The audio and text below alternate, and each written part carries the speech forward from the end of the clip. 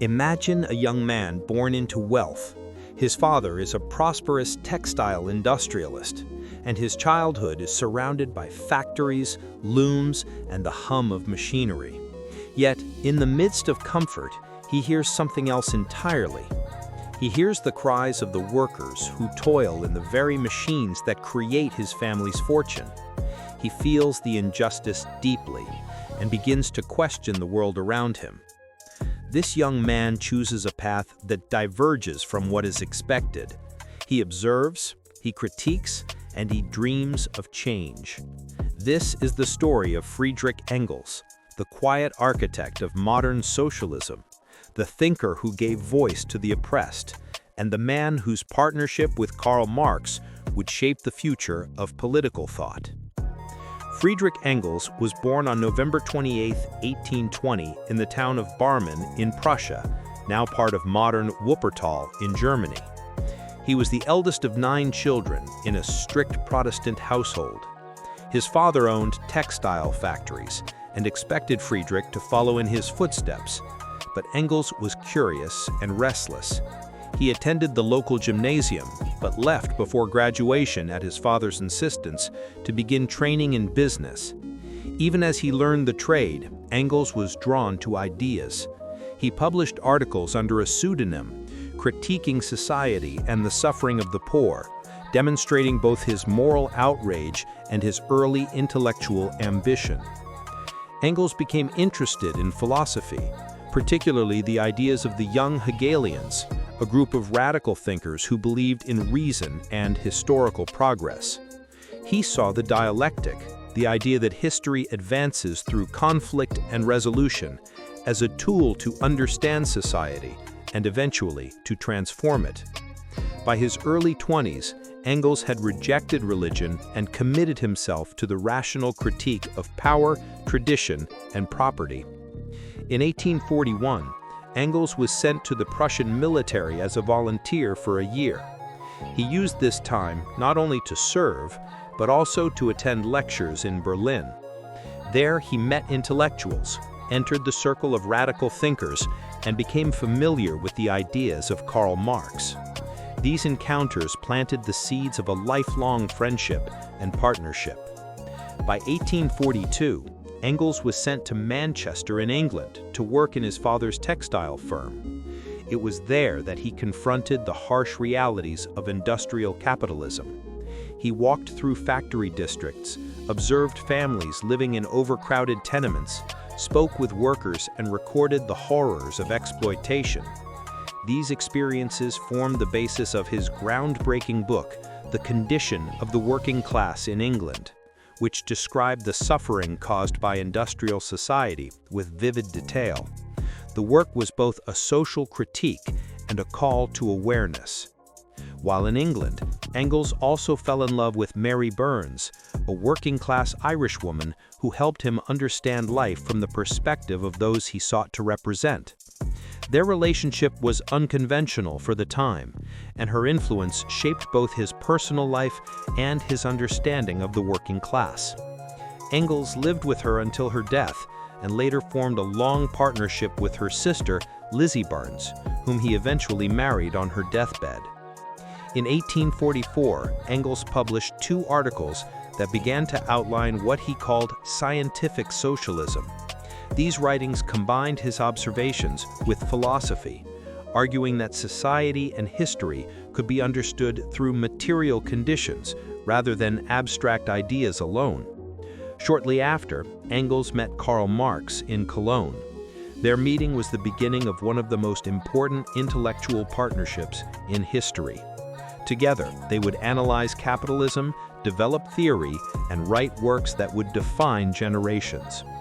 In 1847, Engels and Marx helped form the Communist League, the first international organization committed to the revolutionary ideals of communism.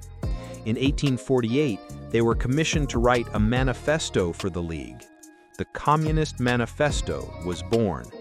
Its opening lines, declaring that a specter is haunting Europe, became famous around the world. The manifesto argued that the working class must unite, that private property creates inequality, and that capitalism contains the seeds of its own destruction.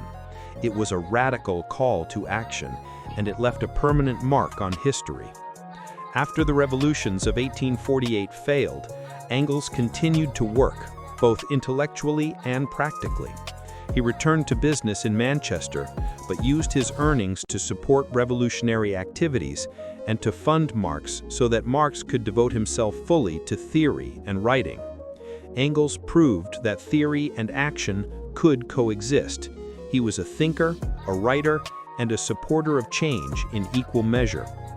Engels was not only a financier and theorist, he was also a prolific writer.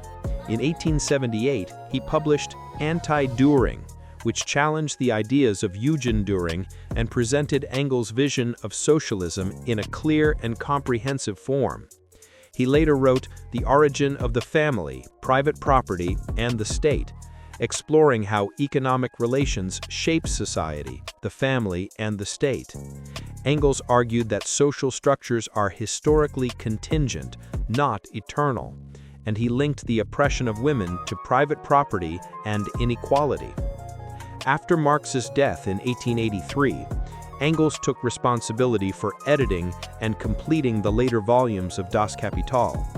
He carefully organized Marx's notes into coherent volumes, ensuring that Marx's work would be preserved and understood in a social and political context. Engels also engaged directly in politics. He was active in the International Workingmen's Association, contributing to debates on labor rights, socialism, and the structure of government. He balanced political activism with intellectual work, writing, hosting gatherings, and mentoring younger radicals. Engels lived a life that combined practical action with philosophical rigor. Despite his serious work, Engels enjoyed life. He was known as a generous host, a lover of conversation, and a man who appreciated music, literature, and culture. He traveled, rode to the hounds, swam, and exercised his mind and body. He believed that socialism was not only about economic equality, but also about creating a richer, fuller life for everyone. Friedrich Engels died on August 5, 1895 in London. His life was long enough to witness the rise of industrial capitalism, the early socialist movements, and the beginnings of political change in Europe. He left behind a body of work that continues to influence political thought, economics, sociology, and philosophy. Engels was not just a partner to Marx, he was a thinker in his own right, a chronicler of social injustice, and a man who believed in humanity's potential for transformation. Friedrich Engels was a bridge between theory and practice, between observation and action, between wealth and conscience. He saw the world as it was and imagined what it could be. He understood that ideas alone are not enough, but that when combined with action, insight can change society. His writings, his support for revolution, and his careful editing of Marx's works ensured that socialism would have both a foundation and a future. Engels remains a reminder that one person can observe, critique, and act to shape history. He combined compassion with intellect, courage with discipline, and reflection with action. He walked the mills, spoke with the workers, wrote tirelessly, and supported the thinkers and movements that sought a better world. Friedrich Engels was more than a theorist, more than a companion to Marx, and more than a wealthy industrialist. He was a visionary who believed in the possibility of a world defined by justice, equality, and human dignity.